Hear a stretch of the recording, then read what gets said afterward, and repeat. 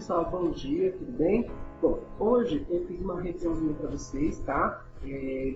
Das aulas que passaram, para vocês responderem com mais segurança o nosso questionáriozinho de revisão, tá? Tá super tranquilo, vocês vão conseguir tirar de letra, molezinha, tá? Bom, nas aulas passadas nós falamos sobre galeria de Uffizi, sobre a percepção interna e externa, certo? Bom, o que seria a galeria de Uffizi? A galeria de Uffizi, ela nasceu em 1501, tá? Através da vontade, né? O grão-duque Francisco I tinha vontade de criar uma galeria, né? Então, surgiu através da vontade, para quê? Para acomodar uma sede burocrática dos vários sistemas judiciários num único local, tá? Bom, a Tribuna de Uffizi, que está lá em Florença, na Itália, ela é uma pintura a óleo sobre tela, tá? Ela foi pintada em 1776 por um cara chamado Johann Wolfgang. É um pintor alemão, tá? Esse artista foi bastante prestigiado, tá? Entre os artistas lá em Florença.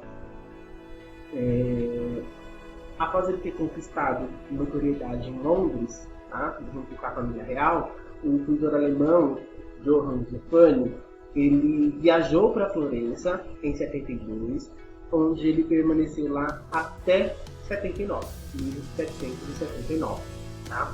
Para quê? Porque ele foi pintar, né, a galeria de Uffizi, porque a rainha Carlota havia encomendado, tá, essa pintura. Eles acordaram o preço mais ou menos de 300 libras. Naquela época era um valor super grande, tá? Um valor assim muito alto na época, tá? Bom, a pintura produz a obra de arte, tá? Exposta lá na tribuna, tá? E que pode ser identificada na sua maioria, da sua maior parte, nesse quadro, tá? Então, essa pintura da galeria de Uffizi, está na galeria de Uffizi, chamada de A Tribuna, ela pode ser identificada na sua maior parte nesse quadro, tá? Então, o autor Johann Wolfgang, ele reuniu, além de objetos, tá? Apreciadores da arte e pessoas importantes na sociedade, tá? Então, o quadro ele mostra pintores, tá? Mestres famosos, tá? Grandes escultores, grandes artistas e muitos objetos decorativos. Então, objetos de bronze e de outros materiais, tá? Algumas das obras elas foram levadas para outros locais, tá? Por exemplo, algumas estátuas romanas elas estão nos corredores da galeria, foram tiradas dessa sala, né, de Uffizi, elas estão na galeria. Por exemplo, alguns bustos estão no castelo ou em alguns museus arqueológicos nacionais de Florença, tá? Bom, com tudo isso, alguns estudantes da arte e da ciência, eles queriam o quê? Eles queriam aprender mais sobre as técnicas que os artistas faziam, tá? E aí eles passaram a viajar para as regiões onde essas obras estavam expostas, tá? Então, eram viagens cansativas e muito arriscadas, tá? Eles tinham muita dificuldade para chegar até esse local.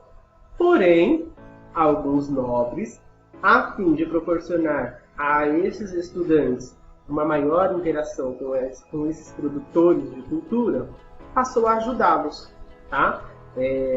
Então, eles atuavam como mecenas, tá? Eles eram chamados de mecenas. Por quê? Porque eles possibilitavam recursos para essas viagens e de estudo, tá? Bom, agora nós vamos falar um pouco sobre a percepção interna e externa, tá? Bom, na Europa, no século XVIII e XIX, as questões ligadas ao que o artista reproduzia naquela época,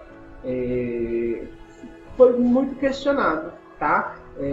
Então, por exemplo, o que o artista iria reproduzir era aquilo que era externo ou que pudesse representar o mundo, como ele percebia internamente, ou ele ia representar aquilo que ele vivia apenas, tá? Então, no século XVIII e XIX, essa foi uma questão muito levantada, tá? Então, nós falamos também sobre as questões que pudessem colaborar com o questionário, né?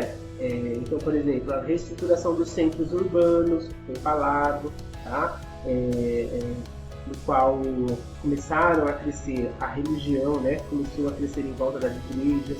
Então, o cristianismo ele já tomava conta, tá? Naquele local. Falamos que, por conta desse crescimento, a concentração dos artistas e pensadores e comerciantes, né? Eles favoreceram essas questões, tá? Principalmente na maneira de compreender a vida, tá? E aí, essa arte ela foi discutida na Idade Média e era vista como um recurso didático, tá? E os artistas eles passaram a se organizar de modo lógico, onde as partes de um conjunto abrangente, né, e compreensível fosse uma representação do conhecimento artístico. Tá? Eles queriam representar o conhecimento artístico e eles começaram a se organizar para isso, tá? Para essa representação do conhecimento artístico. E do conhecimento científico também, tá? E da capacidade criativa do homem. Então eles criavam e eles queriam mostrar. Então eles se organizaram para isso, tá bom? Esse foi um pequeno resumo do que nós falamos, tá?